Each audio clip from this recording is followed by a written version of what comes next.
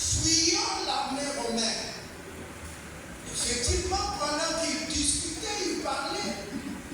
Eh bien, je crois, ces jours-là, c'était entre le 10e ou le 12e jour. Jésus a paru au milieu d'eux. La porte était fermée. Toute la maison était fermée, mais il a apparu au milieu. Les gens furent, bon, c'est le Seigneur. Et le regard du Seigneur fixa directement Thomas. Lui dit, Thomas, viens. Thomas, regardant le Seigneur, il a hésité, mais il dit non, n'hésite pas, viens. Il s'est levé pour agir soi. Et Jésus lui dit, prends ton corps. Il lui présente sa pomme de main. Il dit, enfonce ici. Thomas enfoncé, il doit rentrer. Il fait ressortir le doigt. Il dit, c'est pas fini, viens, prends. Enfonce ici. Il a enfoncé, il doit rentrer. Et dès lors qu'il est passé sur ces deux choses, Thomas s'est agenouillé devant le Seigneur. Il dit, Maître, Seigneur. Jésus le regarde et regarde encore les disciples. Il lui dit, Thomas, tu as cru parce que tu as vu. En réalité, mes paroles pour toi n'avaient pas d'effet quand je disais que je vais mourir et je vais ressusciter. Et tu ne croyais pas que moi j'allais revenir à la vie. C'est bien moi le Seigneur Jésus. À partir d'aujourd'hui, change ta façon de voir les choses. Tous les enseignements que je t'ai donnés doivent trouver place dans ta vie, dans ton cœur. Et il se tourne vers la foi. Et il dit, heureux. C'était une déclaration prophétique. Il dit, heureux ceux qui ont cru et qui croiront sans avoir vu. C'est une dimension de foi prophétique. Il nous a déjà projeté cette dimension. Nous, pendant qu'il parlait, nous étions dans le plan de Jésus. Nous n'étions pas encore là. 2000 ans plus tard, nous sommes arrivés. Et pour moi, de ma part, je suis convaincu à 100% que Jésus-Christ est Seigneur et Sauveur personnel. Non pas seulement pour les Juifs, mais de toute l'humanité. Parce qu'il est venu donner sa vie pour toute l'humanité. Et ça, c'est très important. Et tout ce que Jésus a dit dans sa parole, tout ce que Dieu a dit de Genèse à Apocalypse est une vérité. Car la parole de Dieu est esprit et vie. Il n'y a pas l'ombre d'un doute dans la parole de Dieu. C'est pourquoi je t'encourage de croire que ce que Dieu a dit au travers du jubilé, cela s'accomplira pour toi et pour moi. Amen. Nous sommes en train de marcher dans le jubilé du Seigneur. Comme il avait dit avec les enfants d'Israël, qu'à la 50e année, ce serait l'année du jubilé. Chacun de vous repartira à sa propriété. Je déclare qu'après le parcours de ce jubilé, tout celui qui avait perdu sa propriété, la propriété ici, ça veut dire ton héritage, ce qui t'appartient, ce qui est à toi, que même les Romains avaient pris, les diables avaient pris, les sorciers avaient pris, alors que nous rentrons dans une année de conscience spirituelle. Lorsque nous arriverons au 50e jour, nous repartirons et prendrons possession de tout ce qui était à nous. Je crois que je parle à une personne qui croit qu'il a des promesses, qu'il a un héritage, qu'il a quelque chose. Nous sommes en train de parcourir le chemin du jubilé. Et dans ce chemin-là, la Bible dit que vous n'allez pas travailler. Dis Amen. Et vous n'allez pas moissonner. Car il y a des choses que Dieu nous a déjà préparées en avance. Quelqu'un dit Amen. C'est pourquoi il est important que nous puissions connaître le parcours du jubilé. Et c'est très important. Donc aujourd'hui, nous sommes le 7e jour. Mais nous devons parcourir pendant 40 jours. C'est-à-dire que maintenant, là, Jésus est avec nous. Mais il n'est pas avec nous dans la chair, mais il est avec nous dans sa gloire. Il est avec nous dans sa gloire.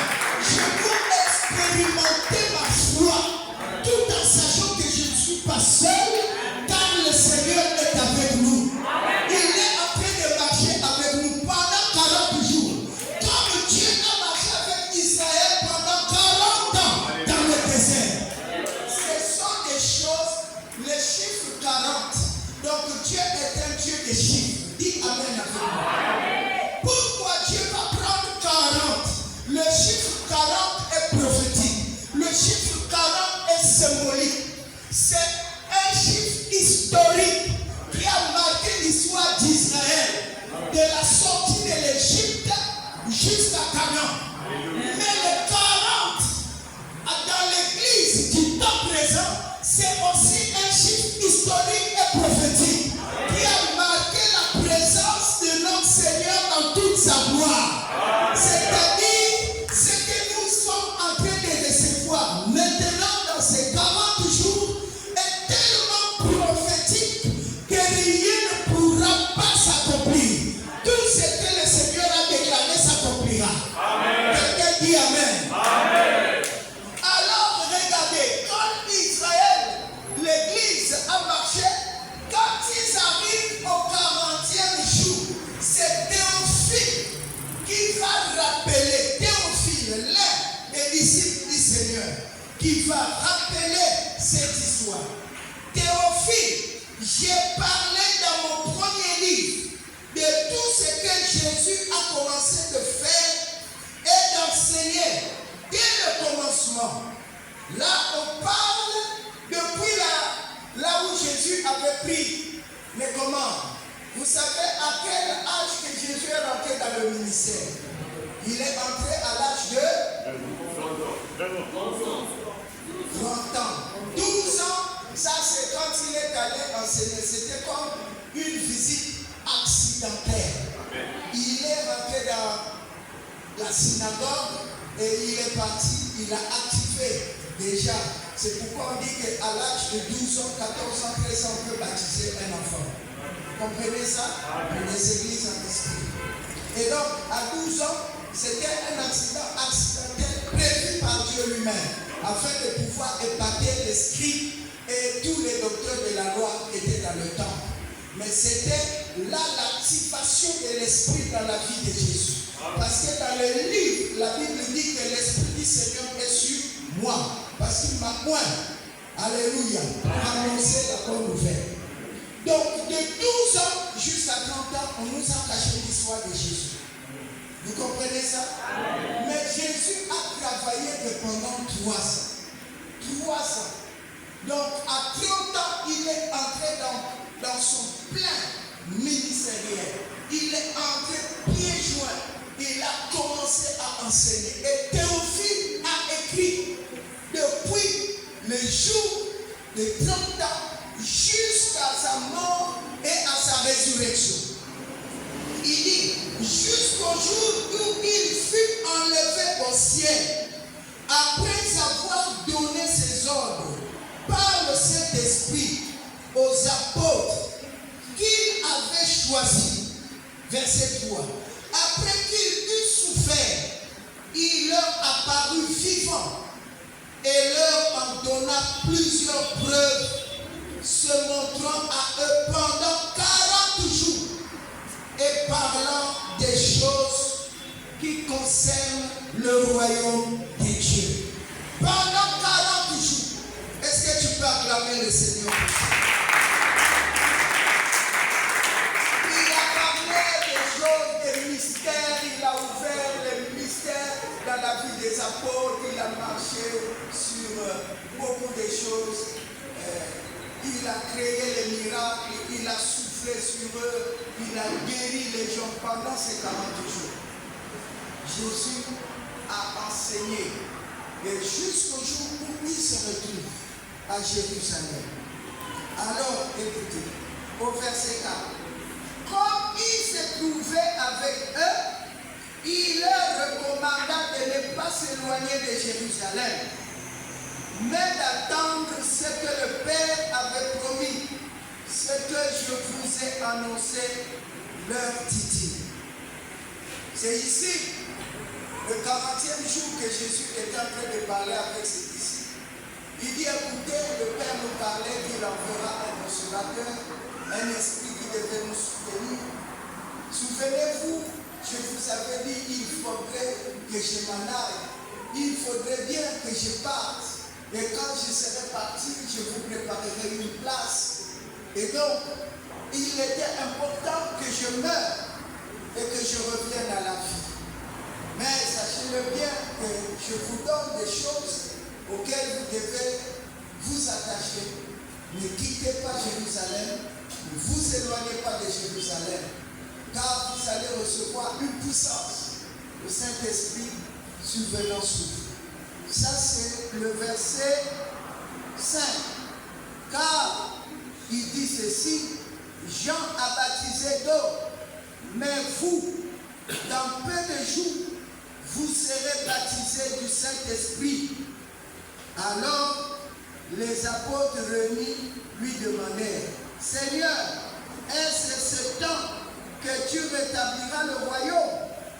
Il leur répondit, ce n'est pas à vous de connaître les temps ou les moments que le Père a fixé de sa propre autorité. Amen. Alors, on revient au verset 5. On va faire comme l'arithmétique à l'école primaire. Jésus, au 40e jour de sa résurrection, il dit ceci. Car Jean a baptisé d'eau, mais vous, dans peu de jours, ça peut être combien de jours? 2 jours, 3 jours, 4 jours, 7 jours. Et l'Église recevait ça comme instruction. Au 40e jour, il dit, mais vous, dans peu de jours, dans le jour que Jésus a déclaré la venue de la promesse du Saint-Esprit, jusqu'à l'accomplissement de la promesse, on a compté combien de jours? 1, 2, 10 jours.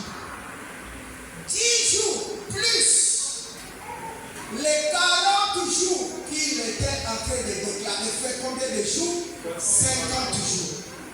Voilà le calcul mathématique qui démontre que de la Pâque à la Pentecôte, il y a eu le jubilé. 50 jours que l'Église a attendu. On peut acclamer le Seigneur. Mais entre la Pâque et la Pentecôte, il y a ce qu'on appelle la fête d'Ascension. L'Ascension, c'est l'enlèvement. C'est le type de l'enlèvement. C'est le type que Dieu viendra chercher son Église. Car Jésus a dit, il est mieux pour vous que je m'en aille. Et quand j'irai vous préparer une place. Et je reviendrai vous chercher. Afin que là où moi je suis, que vous aussi vous y soyez. Quelqu'un dit Amen. Amen. Qui ne sera pas d'accord d'être à côté du Seigneur? Il faut être un témoin. À moins que ta place soit réservée à l'enfer. Mais si toi tu es partisan du paradis, eh bien tu es en train d'attendre impatiemment, avec un ardent patient. Alléluia. Le retour du Seigneur. Si il avait dit que je serais mort et je serais ressuscité, sachons-le avec ferme conviction qu'il a dit que je reviendrai vous chercher. Pendant que je viens tous les jours à l'église, je n'attends pas le retour du Seigneur comme s'il arrivait dans un an, comme s'il arrivait dans 5 ans, comme s'il arrivait dans 100 ans. Non. Nous devons activer une foi de maintenant. Toutes les fois que nous venons à l'église, venons dans le sens comme si le Seigneur arrivait maintenant. Que nos cœurs soient préparés, car tout ce que le Seigneur a promis va se réaliser. Jésus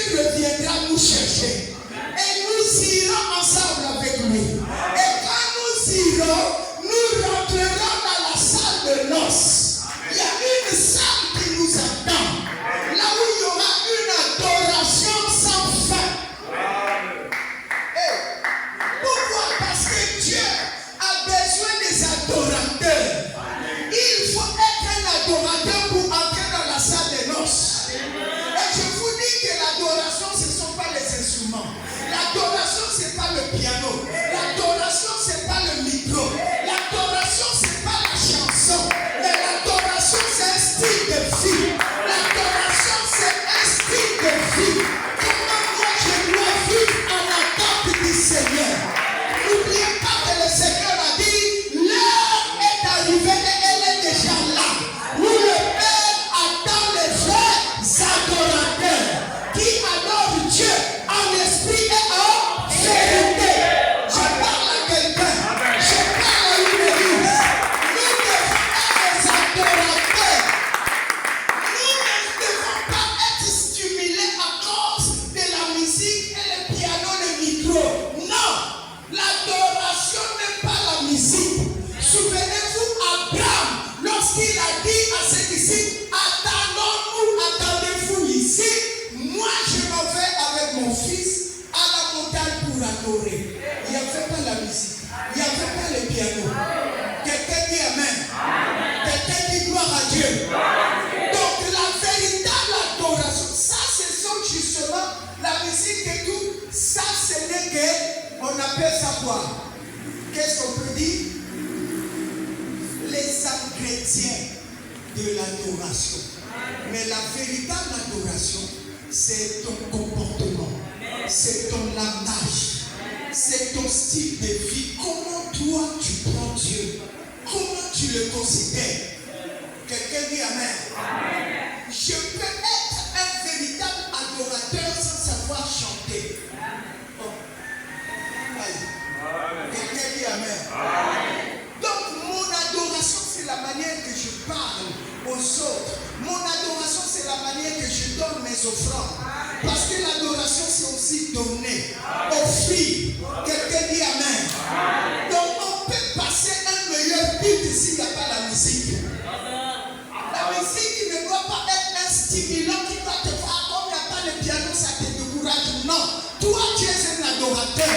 Ta respiration, je parle bien, ta respiration, tes soupirs, tes gémissements sont des adorations de Dieu. Et Dieu aime ce qu'il adore en esprit et en vérité. Quelqu'un dit Amen. Et bien sûr, quand vous lisez dans les livres d'Ézéchiel 28, vous trouverez que l'adoration dont on parle ici, ça c'est Lucifer qui a amené ça. Là où il y avait les tambourins, les cymbales sonnants et tout. Ça c'est une autre dimension. Quelqu'un dit Amen. Et la véritable adoration, c'est ta vie, ton comportement, ta foi dans les choses de Dieu, ta manière de servir Dieu, ta manière de te rapprocher de Dieu. C'est ça notre adoration. Alléluia. C'est très important et c'est très capital. Dans la marche du jubilé, nous n'avons pas besoin de stimulation extérieure. Les stimulations extérieures ne sont pas reconnues dans le monde de l'esprit. Ce sont les stimulations intérieures que Dieu valide, pas les choses qui viennent de l'extérieur. Notre beauté que nous devons présenter à Dieu n'est pas une beauté extérieure, mais c'est une beauté intérieure. L'état de notre cœur. Quelqu'un dit Amen. L'état de nos relations entre nous. Est-ce que nos relations, nos alliances sont vraies? Est-ce que j'aime vraiment mon frère Franck? Est-ce que vraiment je peux le trahir ou pas? Quelqu'un dit Amen. Lorsque nous allons développer de véritables alliances, de véritables relations, eh bien, c'est par là que Dieu va nous reconnaître que nous sommes ses enfants et ses serviteurs. Voilà pourquoi il a dit, le jour qu'il partait avec ses disciples après ces 40 jours, il dit, aimez-vous les uns et les autres. Supportez-vous les uns et les autres. C'est alors que l'on reconnaîtra que vous êtes véritablement mes serviteurs et que vous m'appartenez. Donc, sans l'amour véritable les uns les autres, les alliances, les relations, sincères, eh bien, Dieu ne nous valide pas comme étant ses disciples. Parmi les enseignements que le Seigneur a donnés à l'Église avant sa montée, avant son enlèvement, les dernières des paroles, c'était l'amour du prochain. Aimez-vous les uns et les autres. Alléluia. C'est pourquoi, Saint Samuel, nous proclamons toujours que nous sommes une famille. Nous sommes une famille parce que la famille est définie sur la base de l'amour, des alliances sincères et véritables. Nous ne pouvons pas abandonner notre assemblée là où le Seigneur nous fait du bien, là où le Seigneur nous parle, là où le Seigneur nous visite, là où le Seigneur nous guérit, là où le Seigneur nous enseigne et nous sécurise. Parce que ici est un sanctuaire. Le sanctuaire, c'est le lieu où je me sens en sécurité. Le lieu où je viens trouver la paix. Même si le monde m'a condamné, mais quand je viens ici, je vais trouver des gens qui m'aiment véritablement. Non pas des hypocrites, non pas des gens qui font semblant, mais dans leur cœur, il y a du poison, il y a la haine, qui sont prêts à t'enfoncer le couteau quand tu tournes le dos. De tels comportements dans la maison de Dieu ne nous valident pas comme étant les disciples du Seigneur. Efforçons-nous les uns les autres à traiter ces choses-là. C'est quand nous allons véritablement traiter, eh bien Dieu ne forcera pas les choses. Il sait voici que l'Église a compris, l'Église, la foi de l'Éternel a compris les valeurs et les enseignements du royaume. David a dit qu'il les a trouvés en les enseignant quoi? Les enseignements du royaume. Donc il y a enseignement et enseignement. Tant que nous n'allons pas écouter les enseignements du royaume, nous ne pouvons pas refléter la stature parfaite de Christ en nous. Parce que l'homme devient ce qu'il écoute. Ce que tu écoutes, c'est ce qui te définit. Ce que tu écoutes, c'est ce que tu deviens. Quelqu'un dit amen? Amen. Il les a enseignés les enseignements du royaume. Il a parlé du royaume. Et dans le royaume, on parle amour, on parle patience, on parle loyauté, on parle fidélité. Quelqu'un dit amen. Amen. Voici les valeurs que la voix de l'Éternel, Saint Samuel, allions développer les uns les autres. Quand je dis que j'aime ma soeur dans le véritable amour du Seigneur, ça veut dire que je suis prêt à tout. Pour ma soeur, je suis prêt à donner ma vie. Amen. Non pas dire, pourquoi vous pouvez? Il y a des gens malades qui sont contaminés.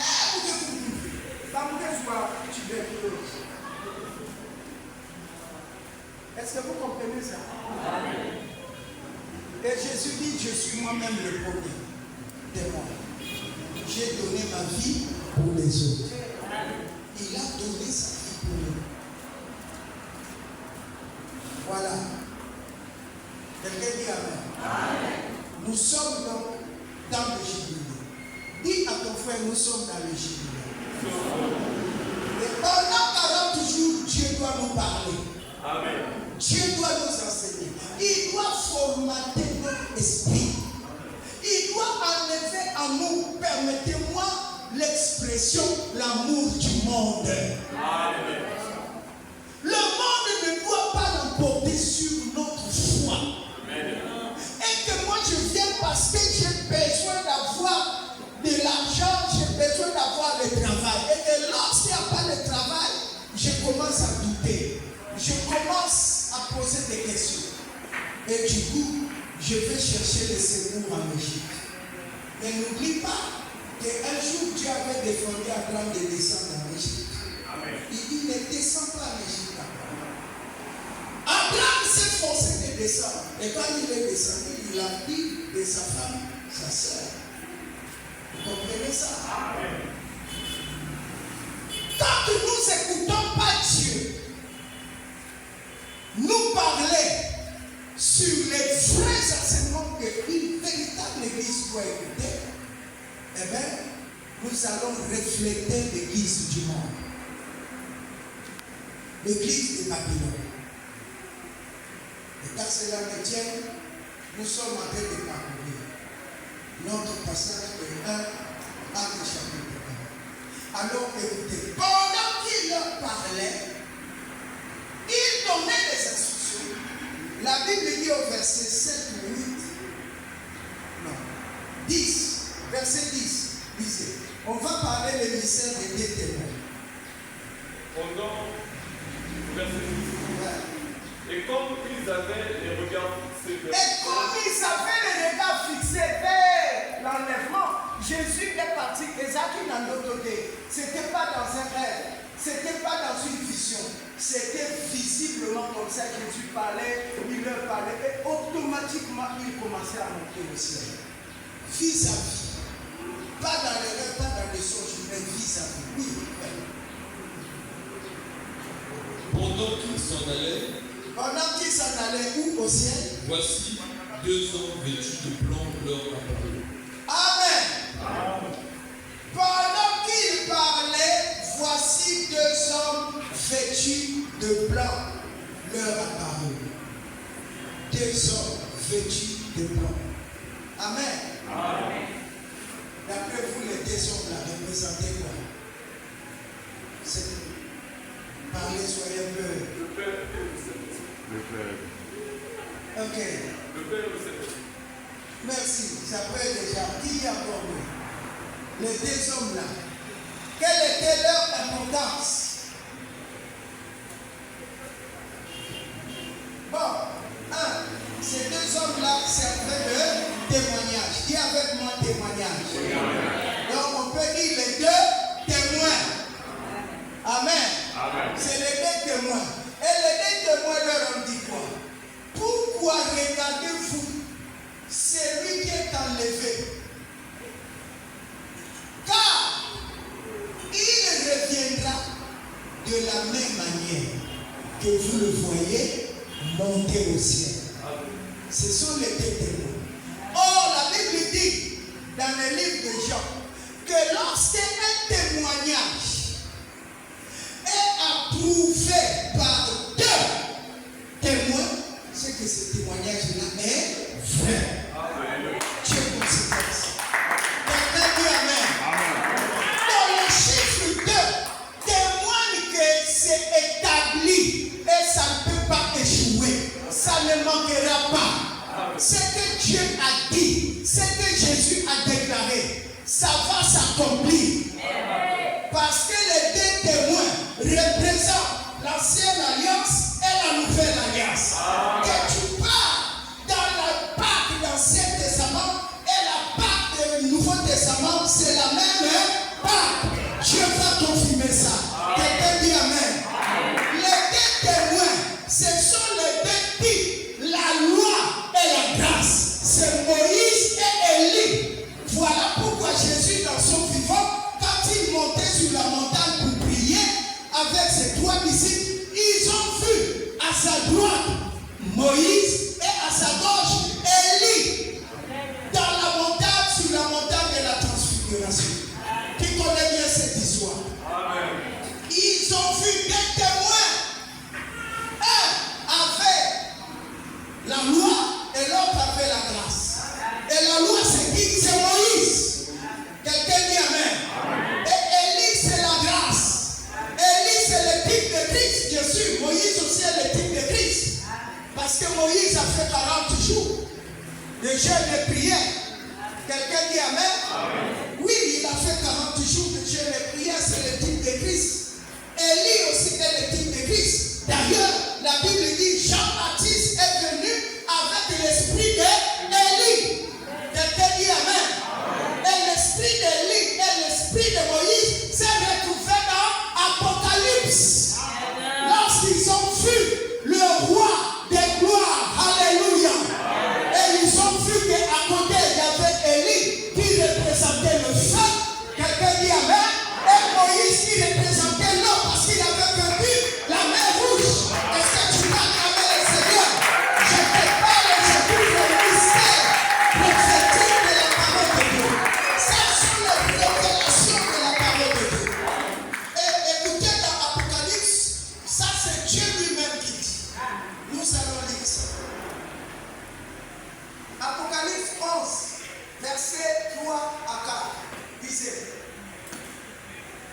Apocalypse 11, versets 3 à 4.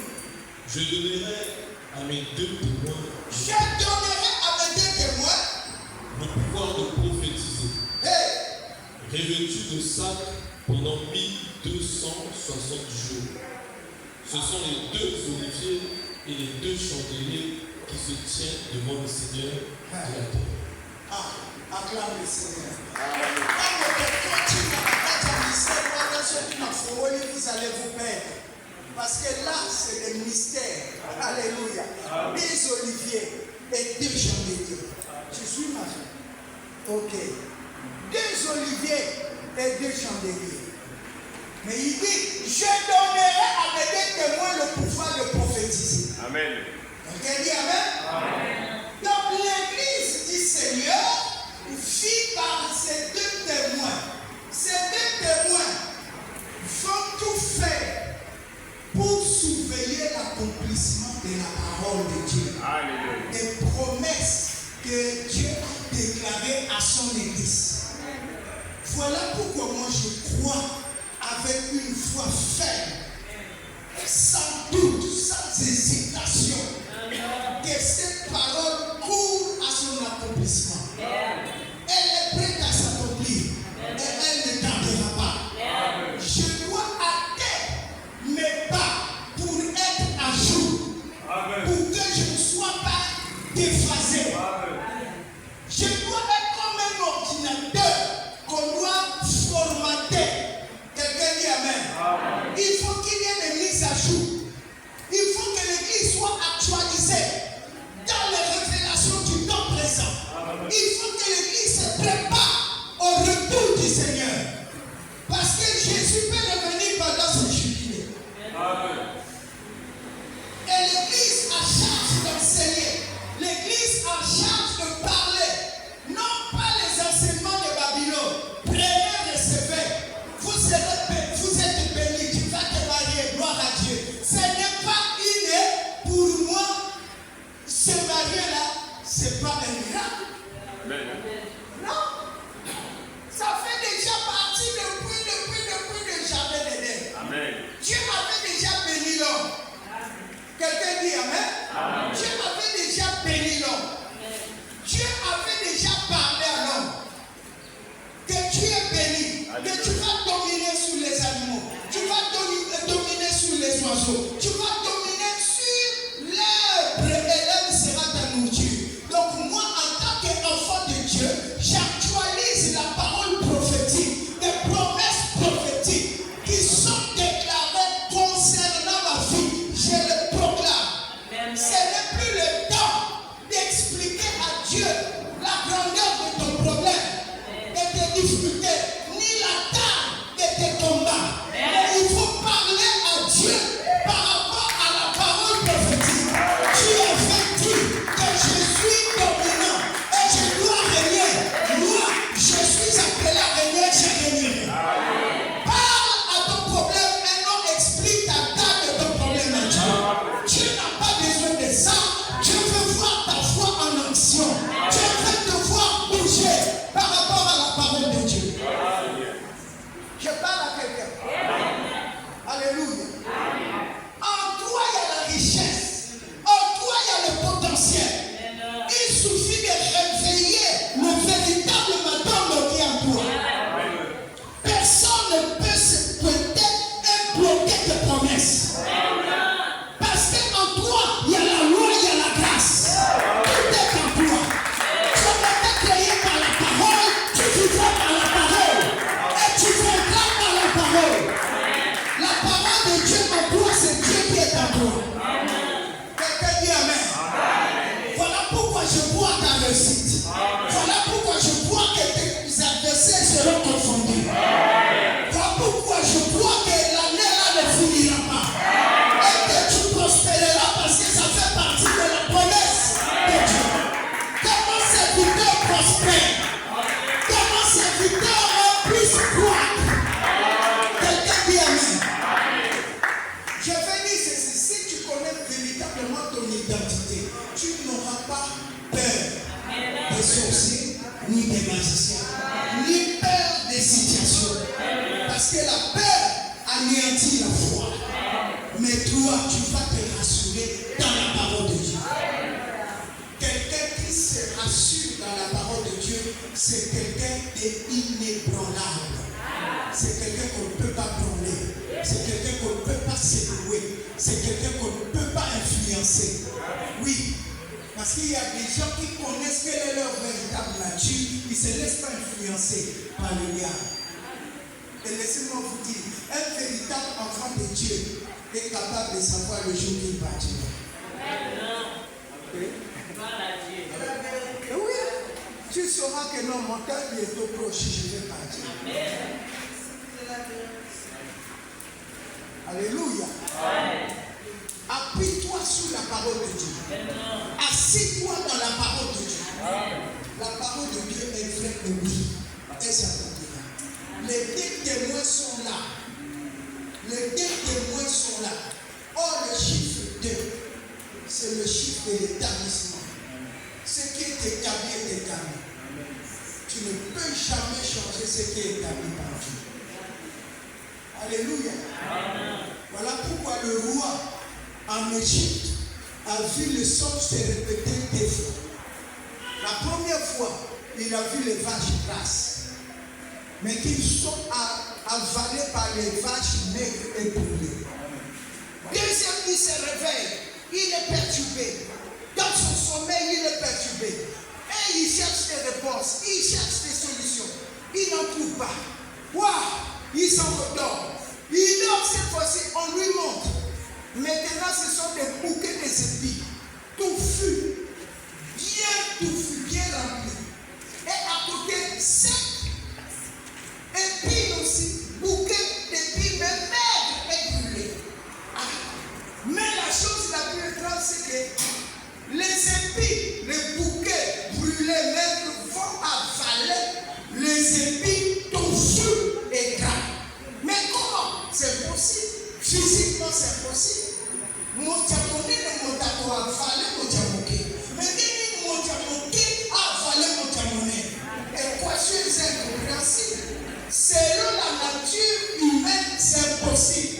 Mais selon la nature spirituelle, c'est possible. Quelqu'un dit Amen. Gloire au Seigneur. Il y a beaucoup d'enseignements à dire là-dessus. Là, ça dit, les vaches grasses et les épines expliquaient la même chose. Mais en deux temps, en deux phases. C'est bien deux fois, c'est établi, tu ne peux pas changer ça. C'est que Dieu a déclaré. Voilà pourquoi le chiffre 2, c'est le chiffre d'établissement. Maintenant, le chiffre le plus dangereux, c'est le chiffre 3. C'est le chiffre d'accomplissement. Ça doit s'accomplir. Alléluia. Quand tu rêves 3 fois, Lucas a 7 appelle sur l'interprétation. On comprend le message. On y a la vision dessus. Dans d'autres yeux, 3 fois dessus. Kéba. Ce qui est ça, madame, gloire à Dieu. Ce qui est ça, ma paix, à Lucas Zambé. À ma profondeur. Un enfant de Dieu, un enfant spirituel, doit savoir interpréter tout ce qui est autour de lui. Tout ce qu'il vit, qu'il traverse, il doit savoir interpréter. Parce que Dieu parle. Dieu n'a jamais cessé de parler à ses enfants. Il parle d'une manière et d'une autre. Mais c'est nous les hommes, nous ne prenons pas soin de connaître le langage codé caché de Dieu. Donc c'est très important. Matthieu 18, verset 16 nous dit ceci. Lisez. Vous allez comprendre l'importance du chiffre. Matthieu 18 au verset 16. Mais s'il ne t'écoute pas, prends avec toi 1 ou 2 personnes, afin que toute l'affaire se règle sur la déclaration de 2 ou 3 témoins. Amen. Nous sommes en train de comprendre l'importance du chiffre 2 et notamment du chiffre 3. Et pour l'heure, nous sommes en train de parler sur les 2 témoins qui ont apparu pendant que Jésus montait. Voilà. Verset 11.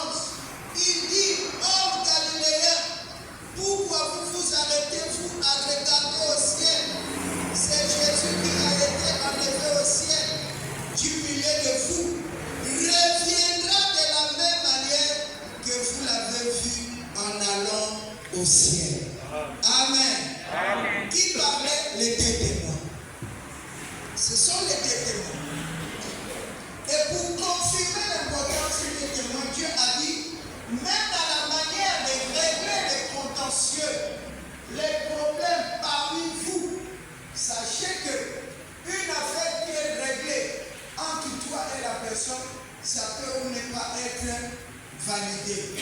Mais quand c'est réglé à partir de 2 témoins, cette affaire est prise au second. Amen.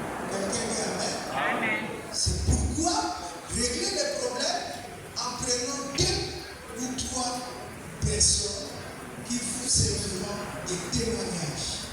Or, les témoignages, il y a 2 types en matière de justice. Les témoignages. Le premier témoignage, ce sont les témoignages à charge. Les témoignages à charge, c'est-à-dire que ça vient confirmer que c'est toi qui as commis les forfaits.